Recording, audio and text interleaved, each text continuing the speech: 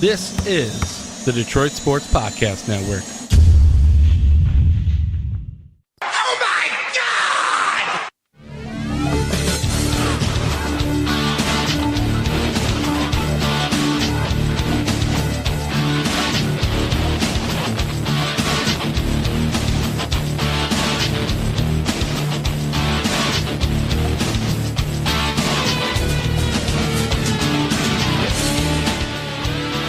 Welcome to episode number 2 of the DocNJock Wrestling Show.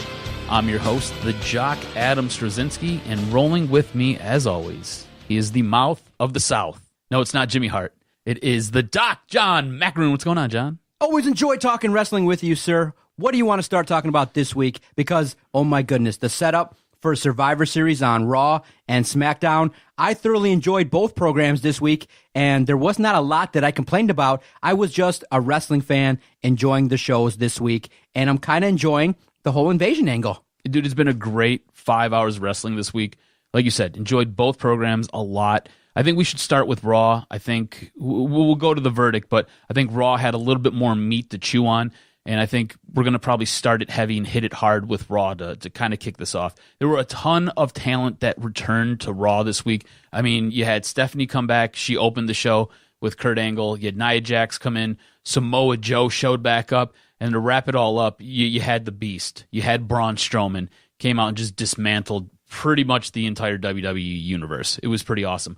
But let's start with Stephanie. She comes back as Kurt Angle's in the ring. We open the show, and he's cutting an angle where he's apologizing to the entire Raw roster for what happened last week when SmackDown invaded and how he put them all in harm's way. And he apologized and vowed to never, ever let that happen to the Raw roster ever again. Stephanie's music hits. Instantly, I'm disappointed.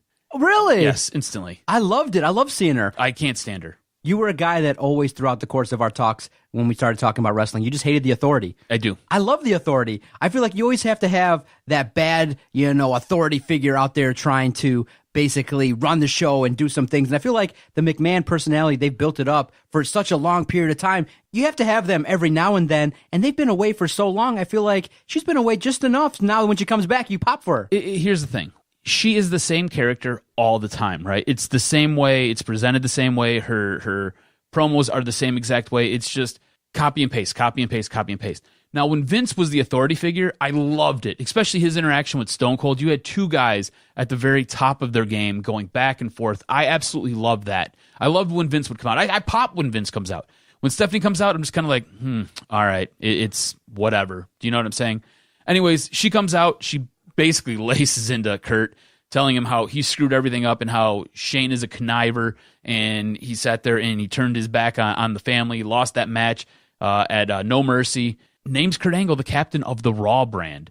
Now, this is something that we talked a little bit about last week with Mikey, and this is where I thought this whole arc was going. I thought it was going to be Kurt Angle leading the Raw brand, and I thought Shane was going to lead the SmackDown brand. And I thought they were going to sit there and set this up to collide and kind of reunite what they had going on many, many years ago when Kurt sat there and suplexed Shane basically through the gigantic, wasn't necessarily the Titantron, but it was that big bedazzled wall that had, I don't even remember what match it was or what pay-per-view it was. But, I mean, they had a really, really awesome back and forth back in the day. And I think this is going to kind of try to build upon that. And that's where I thought this whole story arc was going. When I asked, do you think that Kurt Angle could maybe wrestle more than just at WrestleMania? The reason why I asked that question was once you saw what he was able to do, he looked like a talented WWE superstar. So no, he can't wrestle each and every Raw, SmackDown, pay-per-view. He can't do the 365-day year grind that an AJ Styles can. But no, just on pay-per-views,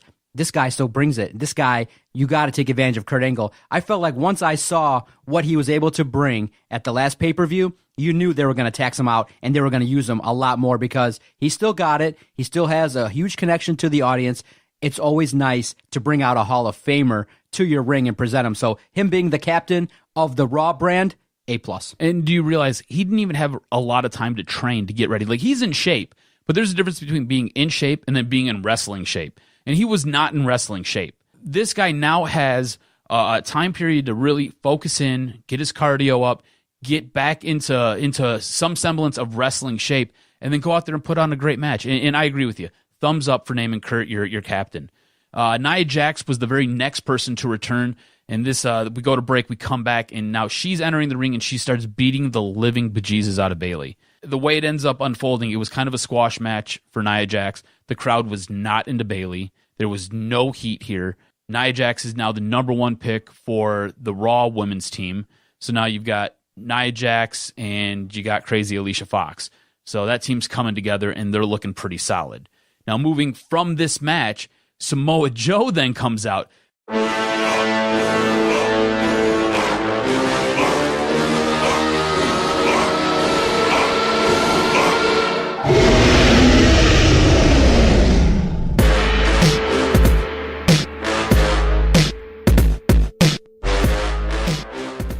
So Nia Jax is leaving the ring, and she's walking, and she's, in her glory. Her music cuts, and Samoa Joe comes on, and just basically the entire crowd just loses their shit. Great opening few segments of Raw. I thoroughly enjoyed that as well. Seeing Nia Jax come back, people were saying, look, the reason why she had a little bit more leeway with the company is she's got a relationship with a Hall of Famer, and that guy's name is The Rock. So she obviously has taken counsel from him, and he's a guy that did the same thing. It just is one of those situations where if you're a superstar and you don't like the direction of your career, sometimes you got to make a move and take a stand and tell the people that are writing, the 25 or 30 writers that are writing the storylines that, hey, I'm not perfectly satisfied. And I think her entry back to the company so fast obviously is because, The Rock, he's always going to speak highly on her behalf.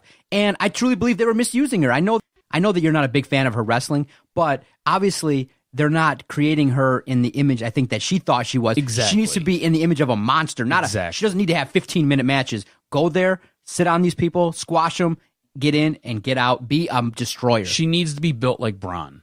And the way that they were, feed her a couple jobbers here and there, let her go in there and wrestle with some of the big girls. But you're right, she needs to be built like Braun. And I don't know. It's just, I don't like her ring attire. It's a miss for me, and I don't necessarily like her song for what her character is supposed to be. I like her song, but I don't like her entrance for what her character is supposed to be. And this now all kind of leads into the total package of what Nia Jax is. Samoa Joe comes out. Everything about the guy, from the way he looks, from his entrance to his theme song, it's the total package. It's perfect. Awesome. And his promo in the ring was great because the fans were cheering him. They were excited to see him back. Yep. And he immediately cuts him down saying, look, none of you guys showed any interest in caring about me when I was hurt, and that makes me not care about you. Typical heel promo. Came off flawlessly. He does it so naturally. It's just a complete package. That's what NXT is supposed to do for a guy, is to take a guy that has been toiling around in, the indie circuits and other organizations, and you bring him in, you craft him in your model. That way, when he returns, he gets on the mic, he's flawless, and now you got a guy reinserted back in the mix. Samoa Joe's back, baby. Exactly. And then Apollo Crews comes out. Apparently, he demanded this match with Samoa Joe. Who's the idiot who's going to demand a match with Samoa Joe? I don't care that Samoa Joe's coming off the IR. You're not demanding a match with this guy. So, of course, Joe chokes him out. In the process of beating the pants off of Apollo Crews, he took his gum out of his mouth and threw it at Titus O'Neil, which was great. Titus then gets in the ring after Joe chokes out Crews and gets the W. And then they have a little bit of a back and forth. He kind of fakes like he's going to leave the ring. As soon as Titus turns his back, next thing you know, Coquina Clutch is synced in, and he's choking him out. So I'm expecting Titus O'Neil to challenge Samoa Joe next week. Exactly. Best way to use him. I like Samoa Joe being in the mix, and it's just another talented individual on Raw that they can showcase, can be a classic heel that can have great matches with a lot of the roster. So awesome to have Samoa Joe back. Do you think that Joe's going to get the nod and he's going to be part of Team Raw? I think he should, but I'm not sure what they're going to do here. I have no idea how this team's going to get constructed for Raw. Yeah, I haven't thought about it much either because I'm liking the buildup of just kind of wondering. They're doing it match by match. I kind of like it. I like how Kurt Angle made his decision right away, and he's like, oh, based upon what I see here in terms of a returning superstar who we'll talk about, he made the right choice for his first pick. And I like how they're building it up where sometimes in years past they just have laid out who the picks have been. But this go around, they're doing it a little bit slower, allowing the build to take place at the proper pace. So I thoroughly enjoyed it. And then following up with the great match with Samoa Joe, you have The Miz, and I just like everything that The Miz is doing. I feel like he's locked in, and he's had himself a great couple years with WWE. Yeah, The Miz and the Matt Hardy match that followed was outstanding. It was a really, really good match. Good match. It didn't feel like it was a time killer. It felt perfectly placed. It had a lot of highs, had some lows. It was a really good match. It told a good story. Do you think Matt Hardy is long for wrestling? I mean, he looks a lot slower in the ring. Mm-hmm. He can still wrestle and tell a good story, but a man in his 40s... You do realize he's got that bad hip from... there was that match when it was him versus Edge. He sat there, and I think he jumped off a ladder, and he basically shattered his pelvis. That's why he walks with that little bit of a Jimmy walk. Yeah, exactly. Yeah, he can still have great matches. I still pop when I hear his music come out, but when it's not the broken character fully, yes. I feel like the wrestling part of his career is maybe waning, and they need to kind of bring out the personality more. So maybe he can be the broken character for somebody else, meaning he can be maybe he can be a manager or somebody that can represent somebody as a broken character. He could maybe do that. Maybe to develop a flock of broken people. I think what you're going to end up seeing, though, is he's going to go on a long streak of putting guys over. Just going to lose. And then you're going to get your snap. And when he ends up losing it, he either becomes the awoken or he becomes the broken character that you want. And WWE has to allow him the autonomy to really tap into that creative side because he is outstanding. He's got a great mind for wrestling. I think you're thinking that he should be the focus of that broken character. I think he should come back as the broken guy, but at this point in time, many people are also going to want him to get in the ring. You could add some people maybe that are cast-offs and bring them in. And you know how Raven had his flock? Yeah. Maybe you find some guys that are not being utilized and you let Matt Hardy, develop a flock of people that can take over the WWE on the Raw side. There's some rumors, some speculation that Sanity, who's in NXT, and that's led by they're led by Eric Young, and Eric Young and Matt Hardy have a long history because they both wrestled in TNA when it was TNA before it became Impact. So Sanity is supposed to be coming up to the main roster. Sanity is a little bit of a darker group, so you might see something there. I'm not sure. I mean, this is just me just kind of spitballing with you out loud here. So you might see that. You might get that. All right, so now after this great match with The Miz and Matt Hardy, Asuka then comes out, and she basically annihilates a jobber. This screams backwards booking to me all day long. You have her sit there and struggle against Emma on the pay-per-view. You repeat that on Monday night. And now you have Asuka come out, the crowd's into it, and she kills a jobber. What? How? I'm just flabbergasted at the way that they book these matches. Because Asuka should have killed a jobber. Step 1, yeah. And then killed another jobber, step 2. Step 3, rinse and repeat, see what you did for steps 1 and 2. And then if you want to give her Emma, or you want to give her a superstar, then have her fight and have her do that. And then...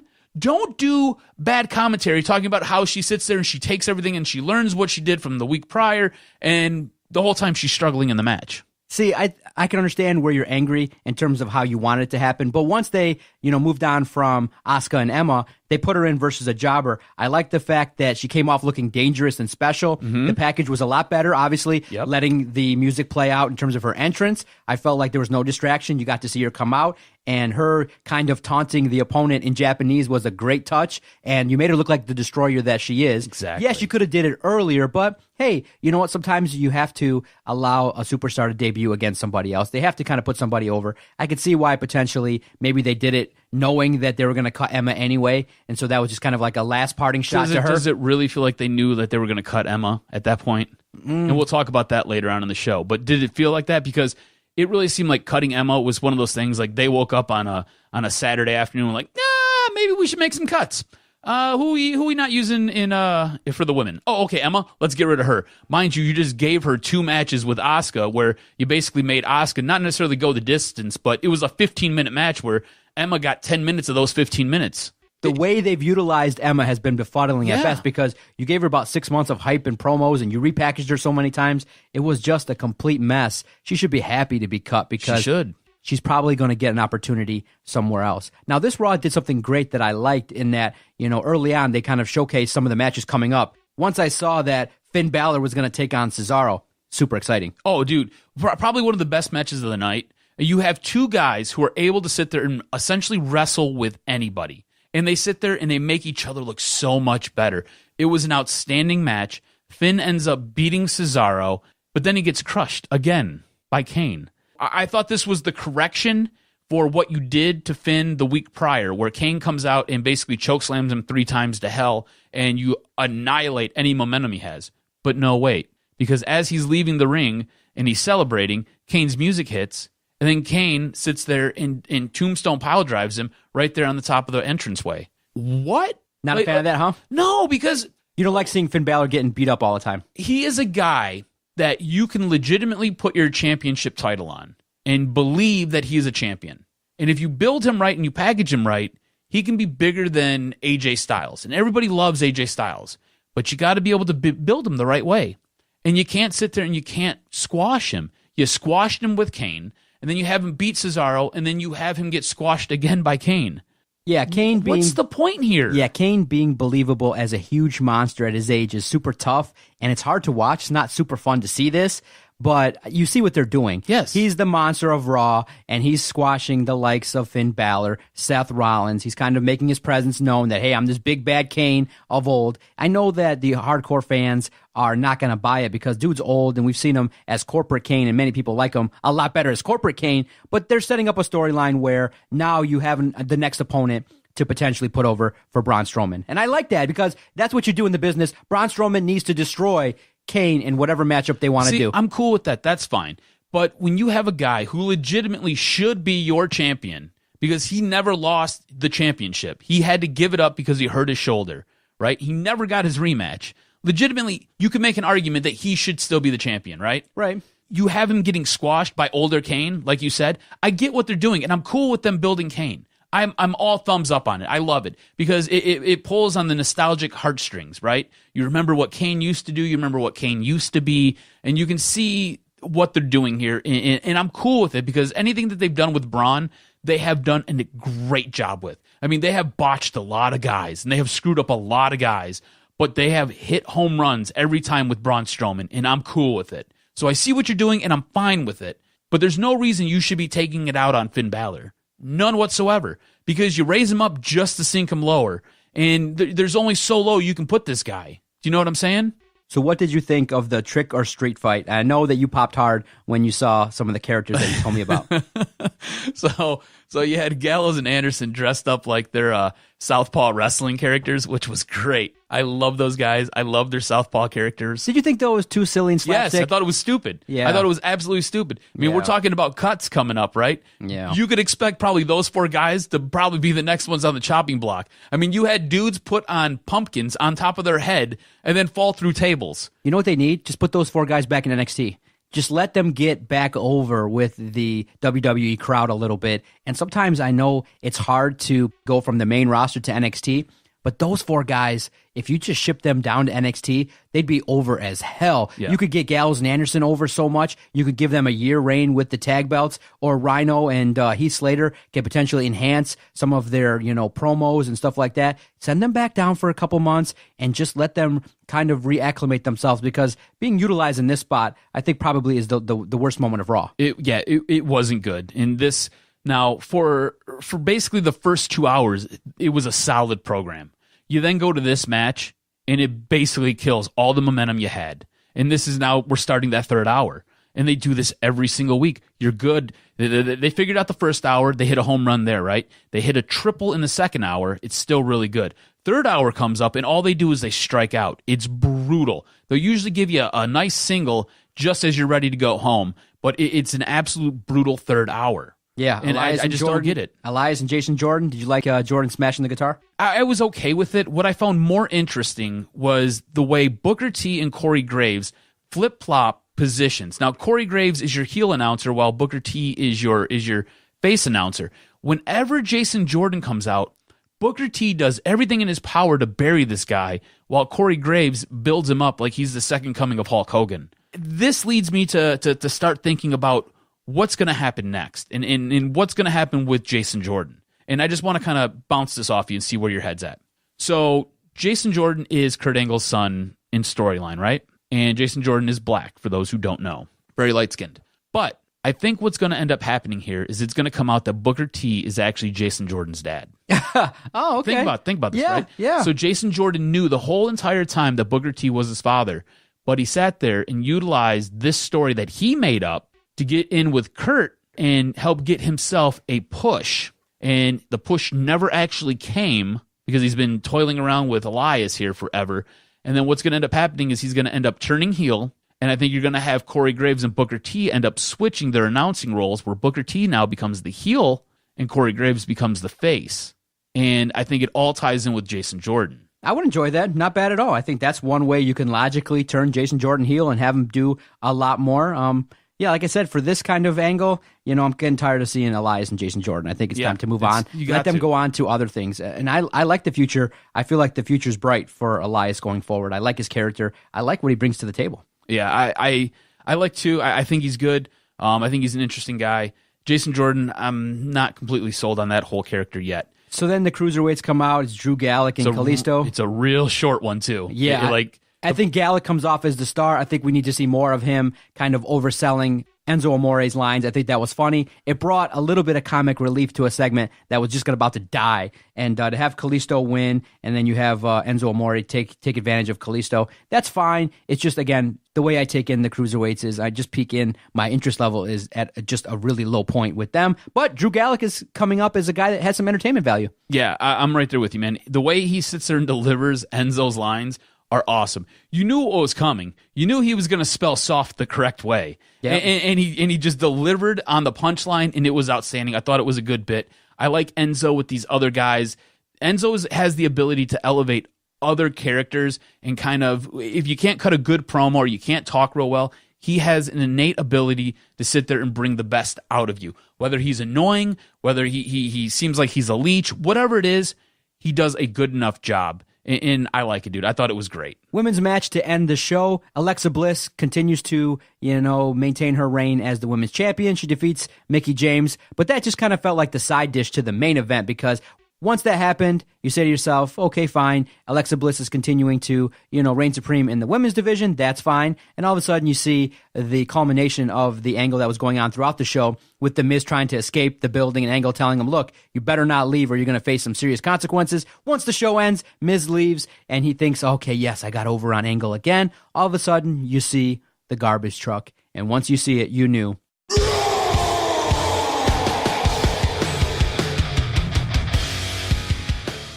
It was going to be Braun Strowman, and he was going to kick everyone's ass. And I like the way they set it up because, Miz's entourage was telling him, no, man, it's not Braun. Miz knew all along that Braun was there, but he was getting told, no, man, relax, chill. What are you talking about? It's just someone trying to play a rib on you. So he kind of let his guard down, and then to see Braun Strowman come back and kick everyone's ass, they just really, in terms of Braun Strowman, they know what they have. They got an ass kicker, and they got to continue to build this guy up, because at the same time, when you do build him up, it's time to start seeing him versus Brock Lesnar for the title. Yeah, I agree with you. He is believable as being the monster, being the crusher, being the guy who can sit there and just devastate everybody on that Work roster. Your way up back to Braun. Have another great match with him. Yep. I mean, you couldn't get smushed by a trash car, a garbage truck. I mean, come on. Yep. Brock Lesnar, Braun Strowman, money. You got to further that storyline. Exactly. So it's always great to see Braun Strowman, which makes Raw really a decent show this week. Now, switching over to SmackDown,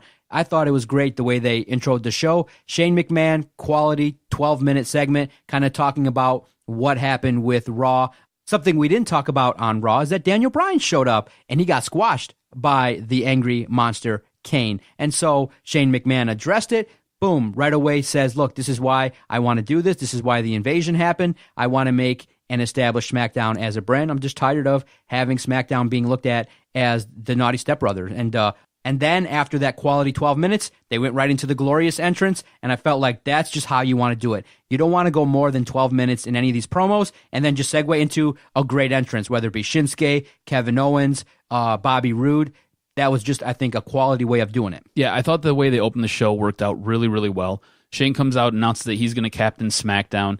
And then you're right. You go right into the Bobby Roode versus Dolph Ziggler match. And Bobby Roode ends up taking 2 of 3 falls like we expected. So now Bobby Roode will be teaming with Randy Orton as well as Shane McMahon on Team SmackDown. One disappointing factor, you can't have a fall off the air. That can't happen. Yeah, you can't have a fall take place. You're absolutely right. In commercial. That's just a big no-no. Oh, we come back and Bobby Roode has a fall. It's like, no. Yeah. You can have a 15-minute 2 out of 3 fall match. Go to commercial. I mean, dude, there's holds. There's storyline you can tell in the audience. You don't come back and then hit me with, oh, Bobby Roode got a fall. I want to see Bobby Roode's 2 falls, damn it. I want to see. You could have had freaking Bobby Roode get the first fall, then just have Dolph Ziggler get the second fall in commercial. Write it correctly. If you want to do it that way, fine. You're never going to, get everything that you want. But write it correctly. Have the right guy's fall be in the commercial. Bobby Roode's fall never, ever takes place in my writing world. What the hell? Yeah, again, poor writing and bad directing. Come on. Just poor. But the match was great, Yeah, dude. it was good. It was a really good match. And it establishes Bobby Roode as the guy, I think, that legit. can be a legit member of that SmackDown team. And now we can get away from him and Dolph Ziggler. Thank God. Let's move on. So then Sin Cara comes out and he gets DQ'd after pummeling Baron Corbin, who tries to unmask him. Do you see them possibly setting up a mask for title type of situation here? Because Baron Corbin, the last couple weeks, now this has been pretty decent, okay? They've been going back and forth, and Baron Corbin has either been disqualified or Sin Cara's been disqualified, and this is now the 3rd week they've done this. And each time, Baron Corbin has gone for the mask and tried to rip it off. I can see them somehow working their way towards a mask for belt type of match here. You see, I feel like I'm not a fan of Baron Corbin versus Sin Cara. I just think that they can go in 2 different directions. I feel like Baron Corbin needs to be in a much more elevated kind of storyline right now. I mean, okay, I think you've established him as a big brooding monster. Do you really need to do that versus a Sin Cara? No, I don't think so either. It's like it's a maintaining kind of program. I think you need to elevate Baron Corbin more now. I agree with you. So when I see it, I just go, I don't want to see this anymore. But he just got squashed by Sin Cara, essentially. That's really what it was. Is that believable to you? No, but that's what it was. That's what they gave me. You know what I'm saying? I tuned into SmackDown. This is what they showed me. Sin Cara beating the living crap out of Baron Corbin. I just would just like to see this feud end. And, I would too. Yeah. But I think a way for you to get out of it is to maybe unmask Sin Cara or actually set up a legit match or do one of those false count anywhere matches where everything's on the line and there's no DQs. Or if you want to make it fun, just have Sin Cara win the feud. Why not? Let him win the belt and maybe establish Corbin with somebody else throughout the process. They say there's more money in the chase than being the chaser instead of being chased. So who knows? AJ Styles ends up coming up and he squashes Samir, and then Jinder jumped in the ring and completely pummeled him. Now this was like all of 4 or 5 minutes worth of action. And sometimes logic is the best way to go. Yeah. Jinder Mahal has to establish a feud with AJ Styles. One way to do it, he gets his first licks in, and it was believable. I liked it all the way around. I know I didn't like to see AJ get pummeled, but you have to establish Jinder Mahal as a bad motherfucker, and you did. Yeah, I agree with you. I think this works well for everybody, right? And now AJ is going to be set up here to take on Rusev the following week. Rusev gets a big win over Big E, and then demands that he gets put onto the SmackDown roster. How hard did you pop when you seen the Akeem costume from the New Day? Oh, dude, I loved it. That was great, huh? I loved it.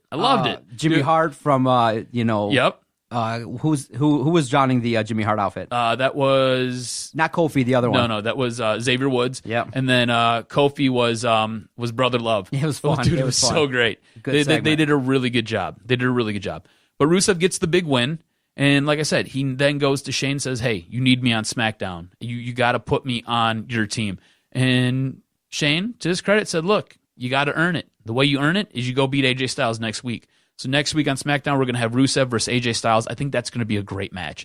I think AJ Styles is phenomenal in the ring, and I love Rusev. I think Rusev is outstanding. Yep. And so the main event hits. It's Shinsuke Nakamura versus Kevin Owens. You return from the commercial and Kevin Owens is in the ring. That's fine. I think that's one of the wrestlers where you know his music enough. You don't really pop super hard for his entrance. I think that was fine. And then you showcase the full entrance of Shinsuke Nakamura. I liked the matchup in its entirety. I felt like they had good chemistry.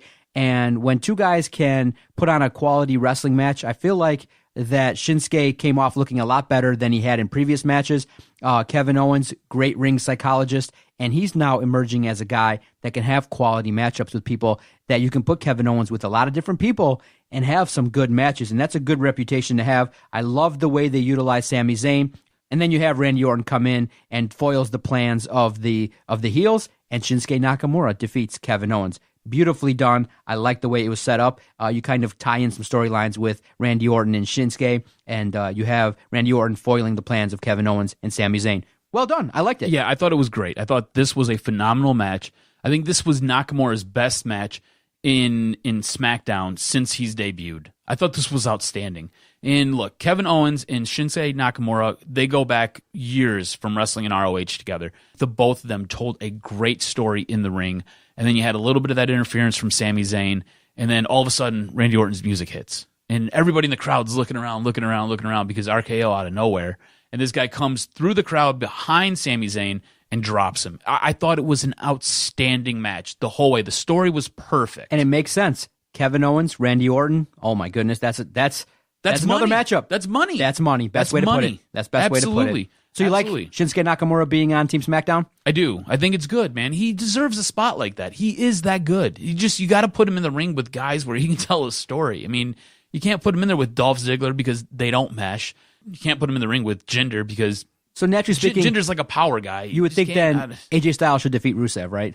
AJ has to defeat Rusev and be on the team. Can I let you in on a little insider knowledge? Ooh, maybe AJ might be the guy. Yes, that's AJ, the plan. AJ's going to win this week. I'm inside too, Adam. Next week. Yeah, AJ is going to turn on SmackDown and be on Raw. I like that too. I like it really. Listen. Whatever you do with AJ Styles, put the man in the ring, let him have his entrance, give him some more mic time, and I love the fact that he's on the roster. I've enjoyed his 2 years. Year 2 to year 3 probably is going to be amazing. This year's WrestleMania is going to be outstanding, whoever is involved with it. As long as AJ Styles is there, I'll be a huge mark. Absolutely. All right, so which show is better?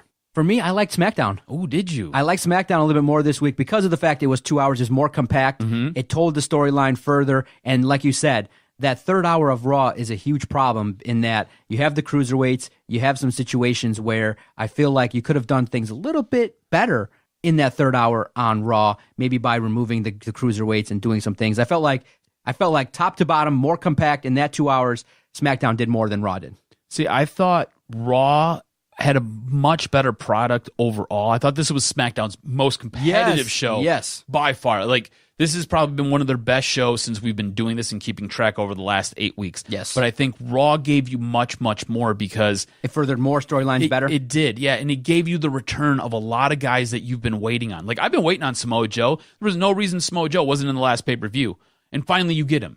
You weren't sure when Nia Jax was returning. I was surprised that she showed up this week, and then you knew Braun was going to eventually appear, but I didn't know if they were going to hold him off of a pay-per-view or if they were going to sit there and bring him back now, and they bring him back now, and it was good. How about, similar to other leagues, when there's a tie, maybe we just, if we both like the show strongly and we both agree that the shows were awesome, let's just give them half a point. Sounds good. All right. So Raw leads 6.5. Great week of wrestling this week, so definitely tune in if you missed it. I know I think Universal has replays on the weekends if you are a cable subscriber, but later on in about maybe a month or so, you can look back on this and be like, wow, the setup to Survivor Series was really, really good. All right, before we get out of here, hit me with the news and notes, sir. So on Sunday, they did a total news dump. Emma, Summer Rae, Darren Young, they were all released. Yeah, the other two besides Emma, you understand. Yes. I mean, Darren Young, they tried to put him over. It just never took off. Summer Rae had been in the background now. She just was basically known for being on Total Divas. Dude, she's been ready to compete for 6 months. They've been holding her off television. Exactly. So letting her go, probably smart. She's a model. She can do other things. She might end up coming back, but she never really was an established wrestler anyway. Yep. Roman Reigns looks to be sidelined for maybe another week with the mumps as he's sitting there recovering. That was the virus that took over the entire WWE locker room. The virus. And then rumors were Detroit, Philadelphia, and New York were in the running for WrestleMania 35. Tony Paul hit that on the news too. So there's been some more information that's come out, though. Detroit appears to have not applied for WrestleMania 35, so that means they can't be in the running. They missed out on WrestleMania 33 and 34. However, WWE officials were supposed to have evaluated Ford Field with all the new upgrades and all the new updates that they did while they were in town for No Mercy.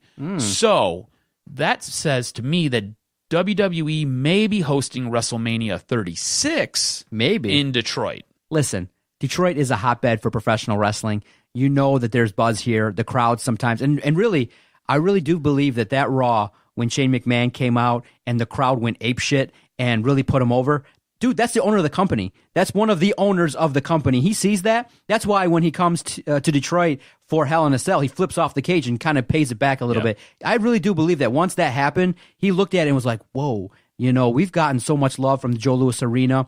We've had Royal Rumbles, Survivor Series. You had WrestleMania 3. There's a lot of wrestling history in Detroit. And the fans are great. They pop. And so once you do that for Shane McMahon, now you have a situation where the company has a lot of favor for Detroit. And yeah, every 15 or so years, Detroit should get a WrestleMania. And that'll be a great week because now, I'll be in my late 30s or early 40s, the next one that comes. Shoot, I might just take a vacation and do the whole week. The Access, the NXT. I might do it all. The Access, the NXT, the WrestleMania show, the Raw and SmackDown after, if they're still around. Maybe they won't be still in Detroit, but maybe they could stick around and do the next Raw from Little Caesars and the next SmackDown from Little Caesars as well, and just have a week-long event because you can coordinate between Ford Field and Little Caesars for Access, and you just have all the shows, WrestleMania at Ford Field and all the rest of the shows at Little Caesars. And there's so much that goes on with the WrestleMania weekend. Look at you. You make that noise again? Yes. What is that? That's a great noise.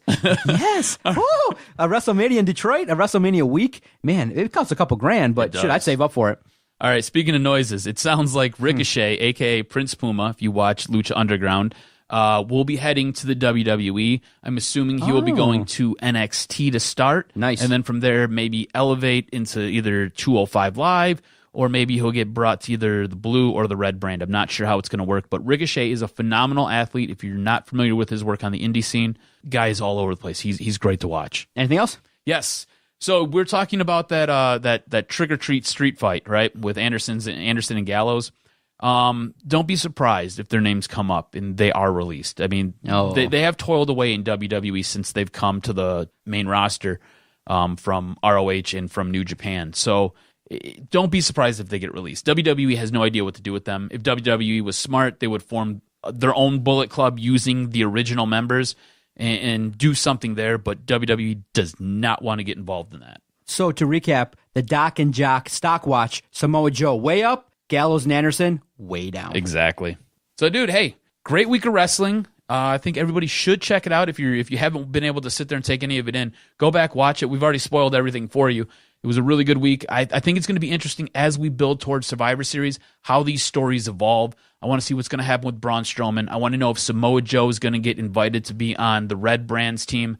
This is going to be a really good couple of weeks as we build a Survivor Series. And as it all plays out, tune in here every Friday for the Doc and Jock Wrestling Podcast. We greatly appreciate all your support and support all the rest of the podcast on the network. Daily content each and every day. DetroitSportsPodcast.com. See you, Adam. See you, John.